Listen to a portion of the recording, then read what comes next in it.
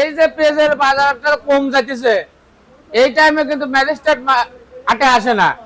যখন একটু বাড়তি হয় তখন আইসে ব্যাপারীদের জরিমানা করে। দর্শক বন্ধুরা আসসালামু আলাইকুম। দর্শক, কি হচ্ছে পেঁয়াজের বাজারে? রাতারাতি পরিবর্তন হচ্ছে পেঁয়াজের দাম। আমরা রয়েছি পেঁয়াজের পাইকারি হাটে। আমরা কিন্তু এই মুহূর্তে রয়েছি পাবনা জেলার ঐতিহ্যবাহী হাট আতাইকুলা হাটে। আর আমাদের সাথে রয়েছে ব্যবসায়ী ভাই। তো ভাই জান, আসসালামু আলাইকুম। ওয়ালাইকুম আসসালাম। কেমন আছেন? আলহামদুলিল্লাহ, আল্লাহ রাখছে ভালো। অনেকদিন পরে দেখা হলো, ব্যবসা বাণিজ্য কেমন চলছে এখন? ভাই ব্যবসা তেমন একটা ভালো না, বাজার কম, এই জন্য ব্যবসা ভালো না। আচ্ছা, সে আজকে কত মন পেঁয়াজ কিনেছেন ভাই? আজকে এখানে প্রায় 80 মন হবে আর কি। 70 থেকে 80 মন। 70 থেকে আমদানি কেমন ছিল হাটে? আমদানি মোটামুটি বেশি একটা বেশিও না কমও না। আচ্ছা, সে তুলনায় দাম কেমন আছে, বাড়তে না কমতে রয়েছে?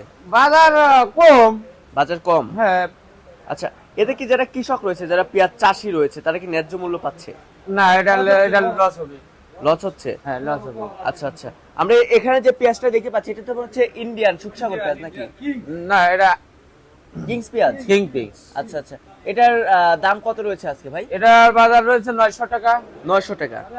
আচ্ছা, তো ভাই জান, এই যে পানির দামে যে পেঁয়াজ বিক্রি হচ্ছে, যারা কৃষক রয়েছে তারা কেমন বাজার হলে আসলে তারা ন্যায্য মূল্য পাবে? এটা আপাতত সিজন অনুযায়ী 1500 টাকা বাজার হলে কৃষকের খরচটা উঠবে আর কি। আচ্ছা, আমরা আরো হাট ঘুরে দেখতে পেলাম আপনারা যারা ব্যবসায়ী রয়েছেন তারাও নাকি লসের সম্মুখীন হচ্ছেন।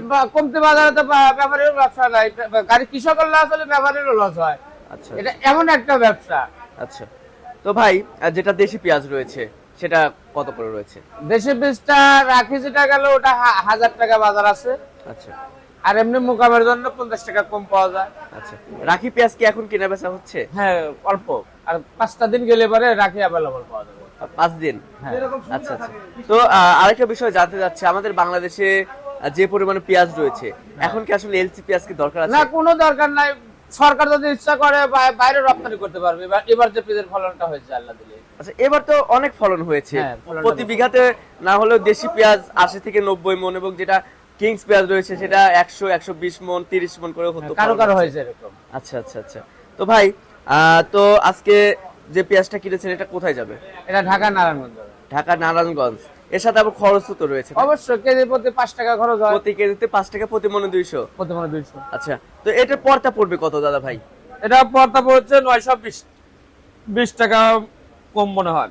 920 টাকা কম? হ্যাঁ, খাতা আছে। আচ্ছা আচ্ছা আচ্ছা আচ্ছা, জি বলেন। এই যে পেঁয়াজের বাজারটা কম যাইতেছে, এই টাইমে কিন্তু ম্যাজিস্ট্রেট হাটে আসে না।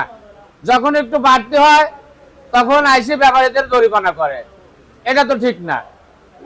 আমরা কৃষকের মাল, কৃষক যতটুকু রপ্তানি করবে, রপ্তানি আমদানিটা বেশি হলে পরে বাজার এমনিতেই কমে যায়। বাজারে যখন দেশে পেঁয়াজের আমদানিটা কমে যায়, লাস্ট পর্যায়ে যায়, তখন বাজার এমনিতেই একটু বেড়ে যায়। ওটা তো ব্যাপারের কোনো দোষ থাকে না, আমদানির উপরে বাজারের ডিপেন্ড করে।